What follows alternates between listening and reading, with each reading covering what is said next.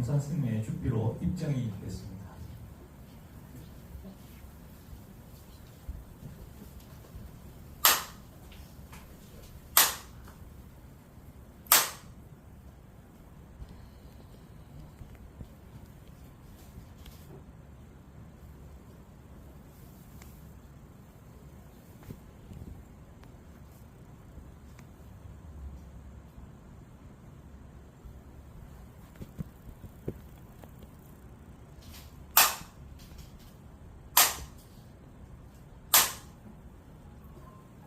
예, 반갑습니다.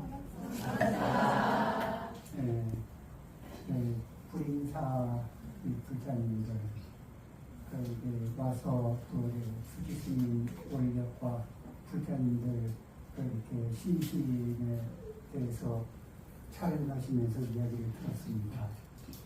많이 감동스럽고 그렇습니다. 거기다 또 법화경 기도도 하고 계시고, 그리고 또 이제 백중 초제이고 그렇습니다. 법화경 기도를 하면서 법화경은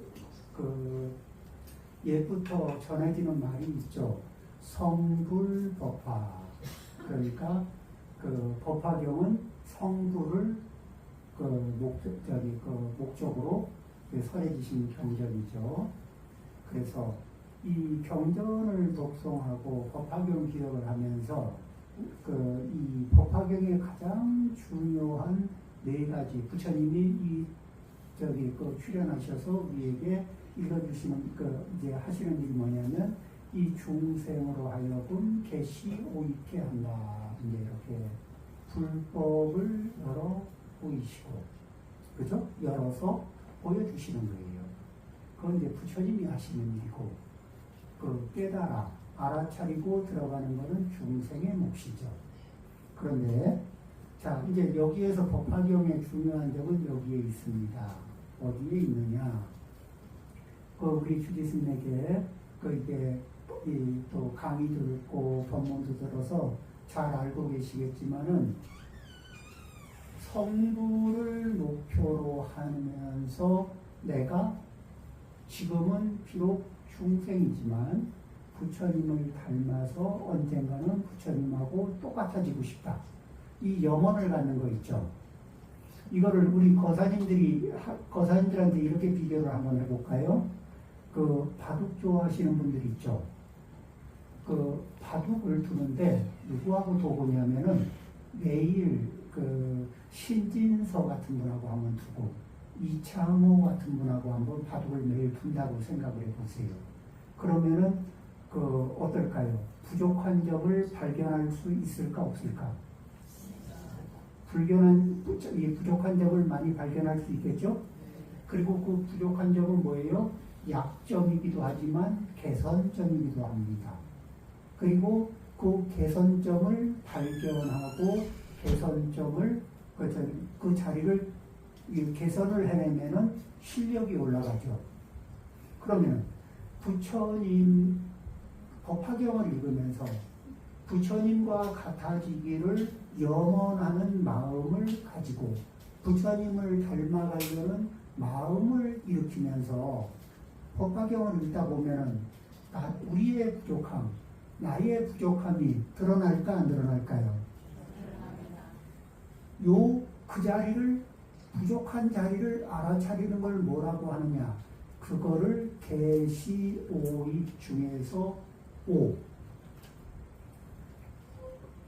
사람은 자기의 부족한 자리를 평생 못 알아차리는 사람이 있습니다.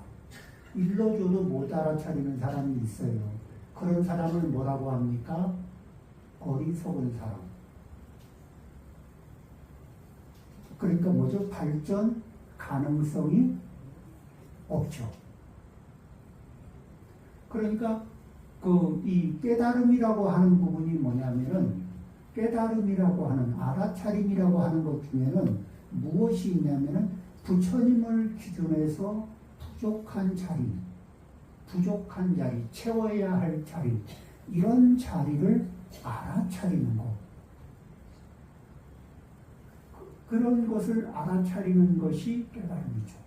그리고 알아차린 자리에서 그 자리를 채워 들어가면서 부족한 자리를 채우고 틀린 자리를 부정하면서 그래서 그 이 잘못된 습관이나 이런 것들을 가지고 있는 걸 알아차리고 내려놓고 알아차리고 내려놓고 이렇게 해가는 과정이 뭐예요?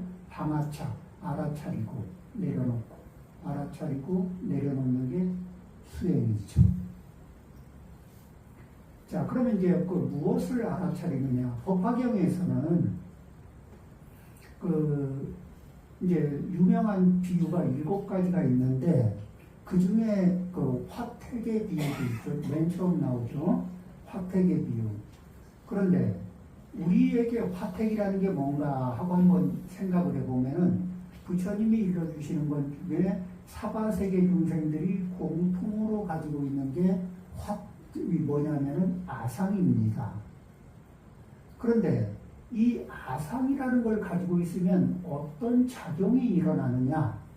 그러면은 아상은 일단 그 아상을 쓰는 사람들에게 공통적으로 나타나는 게 내가 잘났다. 너 인정해라. 내가 훌륭하다. 너 인정해라. 내가 옳다. 너 인정해라. 이런 거를 말로 할 수도 있고 행동으로 할 수도 있고 속으로 품고 있을 수도 있어요. 그런데 이걸 계속 그래. 그러면은 이런 상태가 되는데 대략 비율로 따지면은 정자는 사람이 내가 그래도 너보다 잘났지. 내 말이 네 말보다 맞지. 이런 거를 한 3대1 비율로 자기께 세다고, 옳다고, 훌륭하다고 느껴요. 정죄하는 사람이. 그러면 조금 심한 사람은 5배, 10배쯤 될 겁니다. 한 10배쯤 되는 사람한테 그건 아닌 것 같은데요 말하면 뭐라고 하시느냐? 어디 감히. 그렇죠? 그런데 그러면은 이런 분에게는 어떤 혜택이 주어지느냐? 아상이 강해지잖아요. 그러면은 아상이 강한 사람은 상대방을 존중할까? 얕잡아 볼까? 얕잡아 봐요. 그런데 우리가 얕잡아 보는 사람한테 내가 볼 때 좀 이렇게 얕잡아 볼 수 있는 사람이 무슨 말을 하면 그 말을 잘 들을 수 있을까? 아니면 잘 못 듣고 흘려듣게 될까? 흘려듣죠. 그러니까 아상을 강하게 가지고 있을수록 배울 수 있는 기회가 높을까? 얕을까? 배울 수 있는 기회가 점점 사라지네요. 그러면 지혜로워질까요? 어리석어질까요?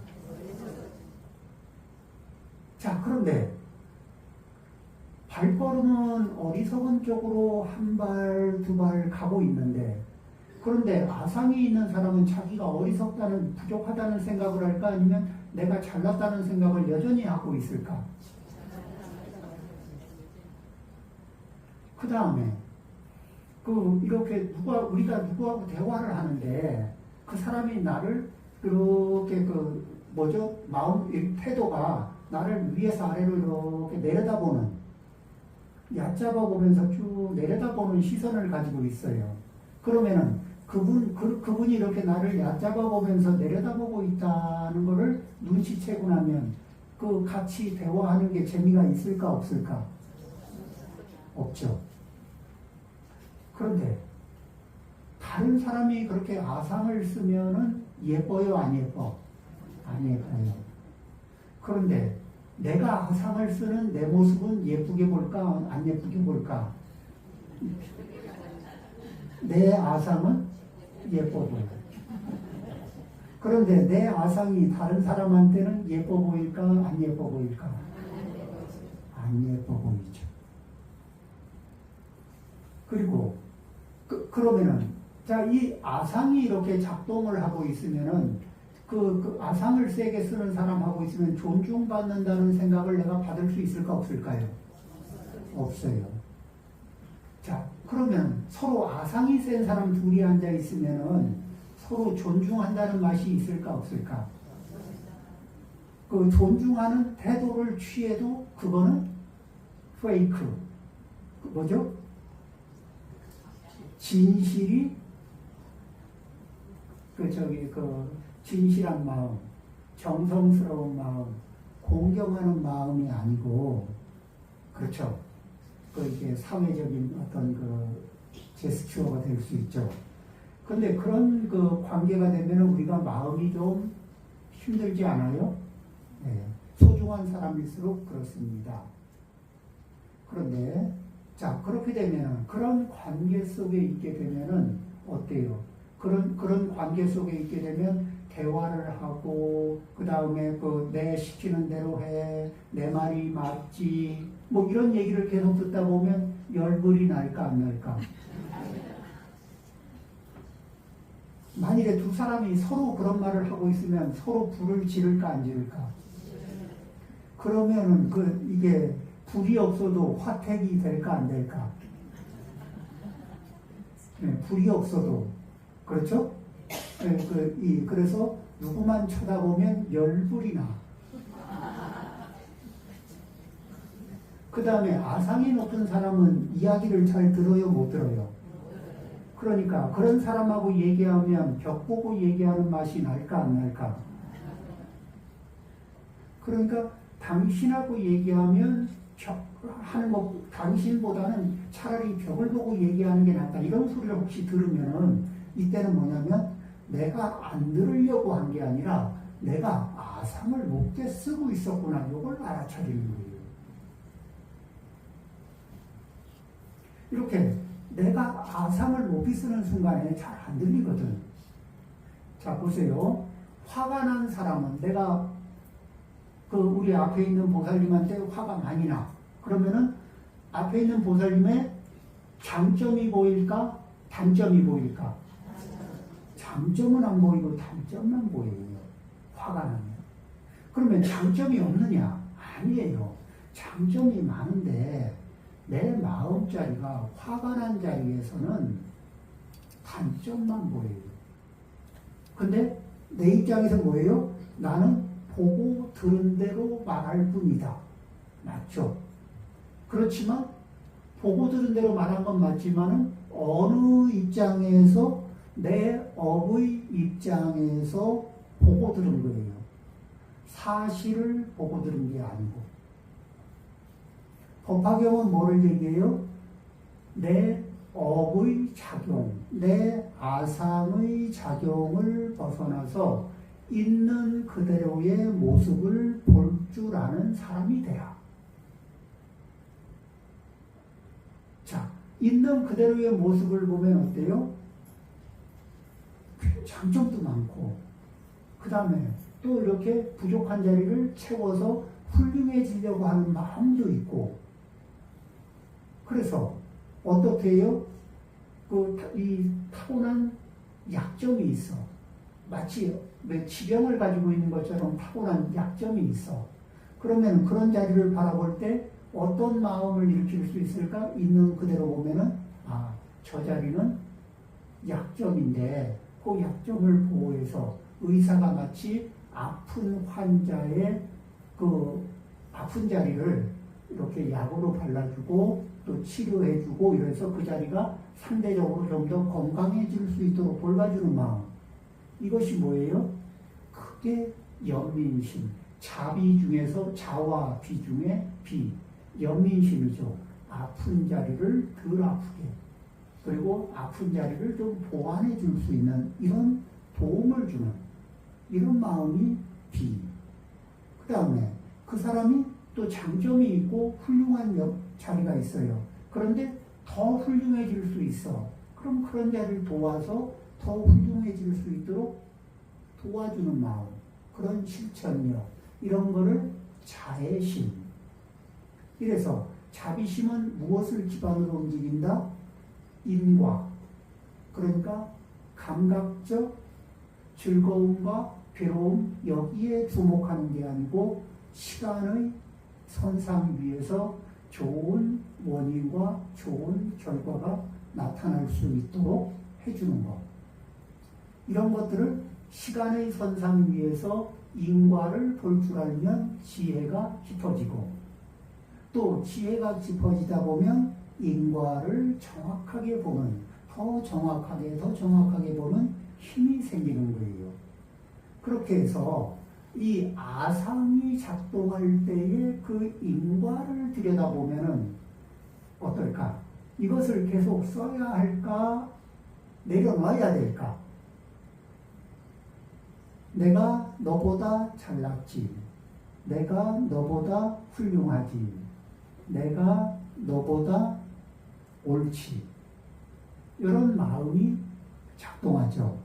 그러면서 우리는 그 마음이 우리의 관계를 아름답게 만들어 갈까요? 아니면은 관계가 잘 진행되던 관계, 잘 지내던 관계도 이렇게 그 삐걱삐걱하게 이렇게 흔들고 망가뜨리고 괴롭히고 이런 것들이 있지 않겠어요? 자, 부처님이 법화경에서 일러주신 개시오입, 그 중에 부처님이 그 법문을 열어서 보여주신 것은 이와 같은 아상의 작용이 있다. 그리고 아상의 작용은 이런 현상이 발생된다. 그러면은 그 말씀을 들은 우리는 어떻게 해야 돼요? 그것을 경전에 이런 말씀이 있더라 해서 끝나는 게 아니라 그 말씀을 가지고 나의 신구의 삼업을 들여다봅니다. 그리고는 나한테도 그런 모습이 있네 하고 알아차리는 순간이 뭐예요? 오, 개시 오입 중에 오. 그리고 그러면은 이거를 어떻게 다뤄야 할까? 나의 아상을 어떻게 다뤄야 할까? 이 방법이 이게. 그런데 부처님 법문에는 84,000 법문이 있어요.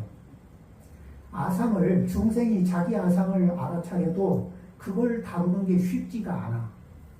그런데 왜 쉽지가 않냐면은 마치 우리 평범한 사람들이 돌을 만나서 돌을 가지고서 집을 지으려는데 그 돌을 어떻게 해야 될지 모르겠어. 그런데 석공들은 돌을 만나서 돌만 있으면은 그 뭐 정하고 망치하고 가지고 톡톡톡톡 하고 나면은 그게 집을 만드는 아주 훌륭한 재료가 되거든. 그렇죠?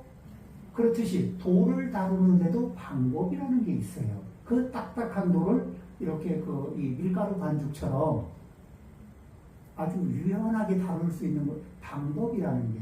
그래서 부처님의 84,000 법문은 어디에 쓰는 거냐? 이 돌덩이처럼 단단한 내 업을 이 밀가루 반죽처럼 만만하게 다룰 수 있는 방법을 알려주시는 것들이거든. 그러니까 그 방법을 통해서 알아차리면서 그 방법을 잘 활용하면은, 그러면은 우리는 어디로 들어가요? 입이라는 게 무슨 뜻이냐? 생활화시키는 거예요.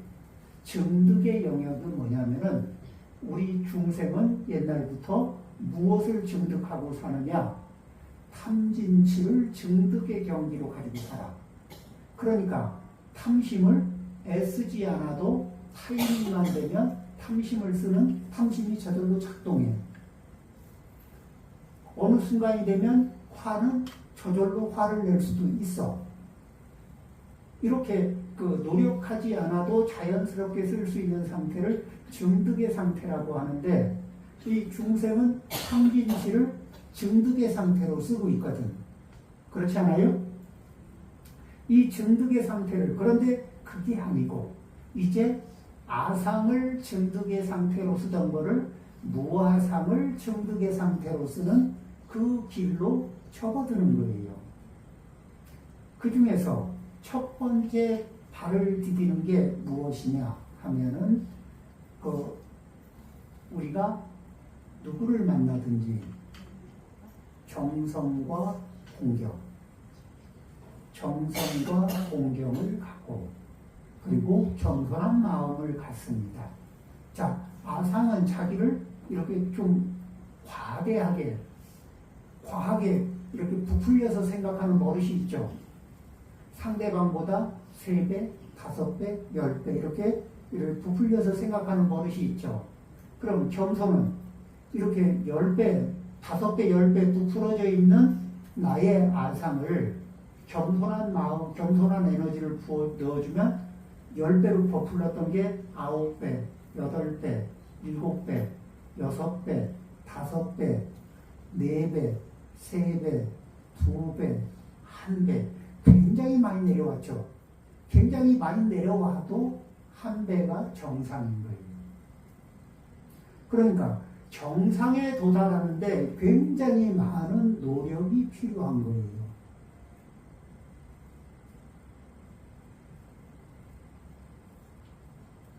이렇게 정성과 공경, 자, 공경을 가지고 있습니다. 그러면 공경하는 마음을 쓰면 상대방을 작게 보는 겁니까? 조금 크게 보는 겁니까? 그럼 정성의 강도를 1배, 2배, 3배, 4배, 5배. 한편으로는 공경을 이렇게 공경의 순도를 좀 높여가고, 한편으로는 겸손의 농도를 조금 짙게 하면은, 그러면은 내가 정상으로 돌아갈 수 있는 방법이 생길까 안 생길까? 정상으로 돌아가는 방법이 생기는 겁니다. 이렇게 정상으로 돌아가고 그 다음에 이 매일매일 연습합니다. 어떻게 연습해요? 우리는 어떤 사람이 그립냐면은 나를 대할 때 좀 정성스러운 사람이 아쉽습니다. 그럴까요? 안 그럴까요? 누구나 다 요즘 세상에는 정성이 고파요. 배가 고픈 게 아니고 나를 대하는 정성이 고픕니다. 그런데 우리는 친구의 상업을 연습합니다. 어떻게? 정성을 담는 연습을 하는 겁니다. 진심을 담는 연습을 하는 거예요. 그래서 나는 겸손하기도 하고 나는 공경심도 쓰고 거기에 나는 정성을 담습니다. 이걸 연습하는 거예요. 자, 그러면 이렇게 겸손하고 하심하는 건 어떻게 하느냐? 저희 부인사에 와서 스님께 인사하고 법당에 와서 부처님께 인사하면서 제가 부처님을 뵙고 부처님께 예배 올리는 이 인연으로 저의 아상이 매일매일 조금씩 낮아지고 저의 공경하는 마음이 매일 조금씩 높아져서 그래서 모든 사람들을 제가 정성을 담아서 대할 수 있게. 우리가 정성을 막 쓰려고 그러면은 그냥은 어려워요.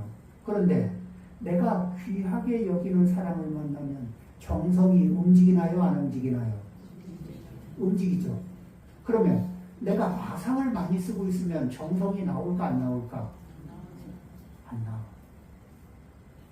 공경심을 많이 쓰면 정성은 억지로 막 짜내지 않아도 저절로 정성이 움직이겠죠. 자, 어때요? 이렇게 마음 쓰는 법도 이 방법이 있죠. 이런 방법을 연습을 합니다. 연습을 해서 이 불인사에 와서 스님, 주지스님 따라서 연습을 합니다. 그리고 연습을 한 뒤에 집에 가서 남편을 만나고 집에 가서 부인을 만나고 집에 가서 아이들을 만나고 이렇게 만납니다.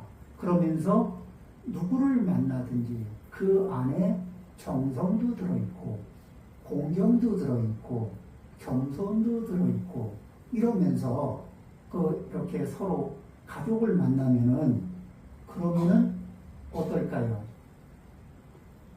우리 집안의 기운이 괴로움이 줄어들고 즐거움이 늘어날까 안 늘어날까? 확실하죠. 괴로움이 줄고 즐거움이 늘어나요. 이 이고 등락은 괴로움을 줄이고 괴로움의 총량을 줄여나가면서 이 즐거움, 행복의 총량을 늘려가는 것. 이거는 부처님이 우리 중생들에게 가야 할 길로 알려주신 거예요. 그런데 이 법화경에서 매일매일 읽으면서 법화경을 기도하면서 법화경 기도를 하면서 그 내용으로 그래서 부처님이 그 여러 보여주신 법문을 내가 그것을 통해서 나의 업력이 가지고 있는 아쉬운 자리들을 알아차리고 부처님이 일러주시는 방법을 이용해서 생활 속에 생활화시켜 나가는 거예요. 이렇게 하나하나 만들어가는 과정에서 나는 내가 소중히 여기는 사람들과 이고등락의 생활 속으로, 이고등락의 삶 속으로 한 발 한 발 깊게 더 갈 수 있지 않겠어요? 이런 것이 또 우리가 원하는 거 아닐까요? 그렇죠?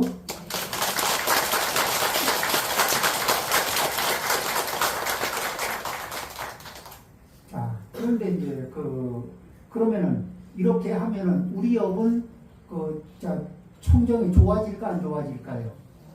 자꾸 좋아지죠. 그러면 업장이 쌓인다는 건 뭐였을까? 이렇게 정성스럽고 겸손하고 공경하고 이런 마음을 썼으면 업장이 많이 쌓였을까 안 쌓였을까? 업장이 안 쌓였을 거죠. 그런데 아상을 많이 쓰면 업장이 쌓일까 안 쌓일까? 아상이 많이. 그러면 어떻게 되나? 우리가 악업이 많아진다는 얘기는 아상을 강하게 썼다는 얘기죠. 아상을 강하게 쓸 때는 우리는 이기적일까 이타적일까? 이기적이죠. 그리고 정성심을 쓰고 진심을 쓰고 정성심을 쓰고 공경하는 마음을 쓰고 겸손한 마음을 쓸 때는 우리는 함께하는 사람하고 같이 가는 마음을 쓸까? 나 혼자 가는 마음을 쓸까? 이렇게 같이 가는 마음은 선한 업을 만드나 악한 업을 만드나요? 선한 업을 만들어요. 우리가 백중에서 이렇게 백중 속에서 이제 하는 거는 뭐냐면 먼저 가신 분들이 잘 사시려고 노력했지만은 그렇지만은 중간중간에 아상을 많이 써서 그래서 아상을 써서 업이 탁해졌던 순간들이 더러 있고 그래서 그것이 염려될 때 그 아상의 업을 좀 씻을 수 있는 기회 그리고 아상을 부리다 보면 복을 많이 지을 수 있을까 없을까? 자, 아상을 가득 가진 상태에서 보시를 합니다. 그러면 어떻게 해요? 보시를 하는데 잘난 내가 못난 너한테 이것을 베푸노라. 이런 자세가 나와요, 안 나와요? 그러면은 보시를 받는 입장에서 감동스럽고 고맙고 은혜를 갖고 싶고 이런 생각이 들까요? 아니면 내가 지금 도움을 받고 있지만 치욕스럽다. 이런 상황이 될까? 그러면 어때요? 보시의 가성비가 높아져요? 안 높아져요? 아상을 쓰면서 보시를 하면 보시의 가성비가 그러면 보시의 가성비는 뭐예요? 복을 많이 짓게 될까? 적게 짓게 될까? 그런데 보시를 하는데 상대방을 진심으로 대하고 정성스럽게 대하고 겸손한 마음으로 대하고 공경하는 마음으로 대하면서 보시를 합니다. 그리고 제가 이렇게 제가 좀 여유가 있는데 이렇게 나눌 수 있게 돼서 당신과 같이 훌륭한 분과 함께 나눌 수 있게 돼서 저도 참 기쁩니다. 진심으로. 이런 마음으로 이렇게 보시를 하면 어때요? 복이 커질까? 작아질까? 우리는 복을 좀 많이 받고 싶잖아. 전생에, 자, 우리는 금생에 같은 부모 밑에서 태어나고요. 같은 부모 밑에서 태어나서 살아도 형제 사이에 제복, 재산복이 각각 같아요, 달라요? 다르죠. 그러면 총명지혜는 다르죠. 건강은 다 달라. 이건 뭐예요?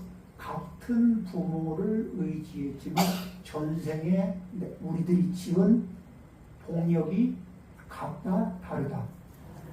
다르다. 그러면 전생에 지은 복력을 금생에 가지고 왔죠. 그러면 생을 달리해도 복력은 따라오는구나. 그러니까 내가 선업을 지어놨으면 선업이 따라오고 악업을 지었으면 악업이 따라와요. 그러면 금생을 마친 분들이 다음 생으로 갔을 때 이 생에서 지은 복력이 따라갈까 안 따라갈까? 따라가죠. 자, 그럼 여기서 잘 보세요. 목련존자의 어머니가 돌아가셔가지고 어느 차원에 가 계셨냐면 아기도에 가 계셨거든. 그런데 목련존자가 그 목련존자의 어머니 입장에서는 아비도에 앉아있는 목련존자의 어머니 입장에서는 목련존자의 현실이 전생이야. 그렇죠? 목련존자가 살고 있는 현실이 당신의 전생이죠. 맞아요? 틀려요? 그런데 전생에서 목련존자가 어머니를 위하는 마음으로 정성과 공경을 다해서 복을 지었어요. 그리고 그 복이 아귀도에 있던 목련존자의 어머니에게 영향을 끼쳤을까 안 끼쳤을까? 끼쳤죠. 근데 목련존자는 그 공양을 할 때 잘난 내가 공양을 내놓아 이랬을까? 아니면 정성스럽고 진심을 담아서 겸손하게 공경하는 마음으로 했을까? 그러면은 이런 마음으로 하게 되면 어떤 보시가 되죠? 무주상보시가 되는 거예요. 그런데 이제 유주상보시를 하잖아요. 그러면은 이제 보시를 하고 내가 보시한 거 내가 보시한 거 알지? 이렇게 계속 하는 거는 뭐하고 비슷하냐면 돈을 빌려주고 내가 빌려준 거 알지? 기억하지? 보시하고 그 보시로 인한 그걸 다 넘겼어요? 아니면 쥐고 있는 거야? 유주상보시는 뭘 쥐고 있는 거죠. 그러니까 마치 비슷해 뭐를 빌려주고 소유권을 계속 주장하는 거하고 비슷한 마음이거든. 그러면 복이 클까 작을까? 자, 석공이 돌을 다룰 때 돌을 다루는데도 방법이 있듯이 우리 업을 다루는데도 방법이 있잖아. 그러니까 이렇게 관찰을 하고 나면 그 사이에 뻣뻣하게 버티던 내 업력이 조금 부드럽게 움직일 준비를 해요, 안 해요? 그러면 나는 선업을 지을 수 있는 준비가, 선업을 지을 수 있는 상태가 더 훨씬 쉽죠? 자, 이렇게 부처님의 법문을 따라가면서 우리는 우리 업을 다루는 장인이 되는 겁니다. 이거를 자기 업을 잘 다루는 장인이 되고, 그 다음에 여기에서 실력을 조금 더 올리면 어떻게 돼요? 다른 이의 업도 잘 다룰 수 있는 실력자가 되는 거죠. 그러면은 자리 이타가 됩니다. 그래서 목련존자는 그렇게 해서 어머니를 도리천에 태어나게 도와주셨어요. 그런데 거기에서 잘 보세요. 목련존자가 모친의 전생에서 모친이 돌아가신 이후에도 모친의 전생에서 모친을 위하는 마음으로 복을 지었습니다. 그리고 그 복이 모친에게 도달했어요, 안 했어요? 그러면 우리가 백중제를 지내면서 먼저 가신 분들을 위해서 전생인 우리가 진실한 마음과 정성스러운 마음, 공경하는 마음, 겸손한 마음, 이런 마음을 담아서 그분을 위하는, 그 먼저 가신 그분들을 위하는 마음으로 경도 읽고 그분들을 위하는 마음으로 봉사도 하고 그분들을 위하는 마음으로 보시도 하고, 이렇게 하면은 그분들에게 그 복이 가서 닿을까 안 닿을까?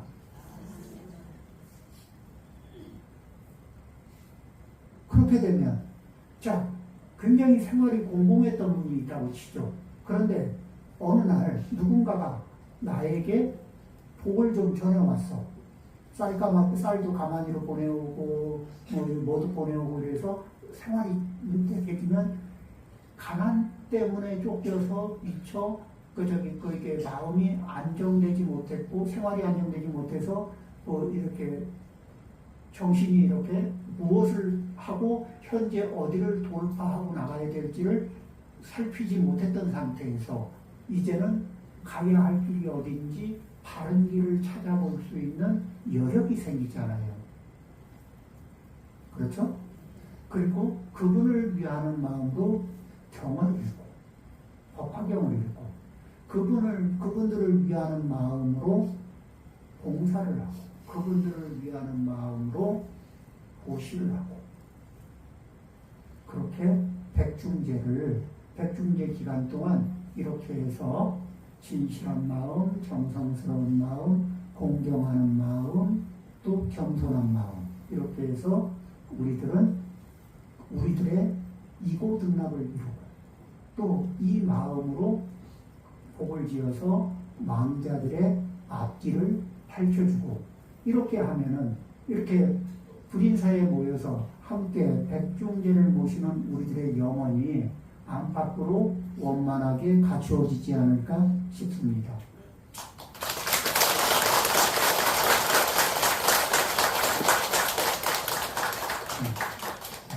네, 감사합니다.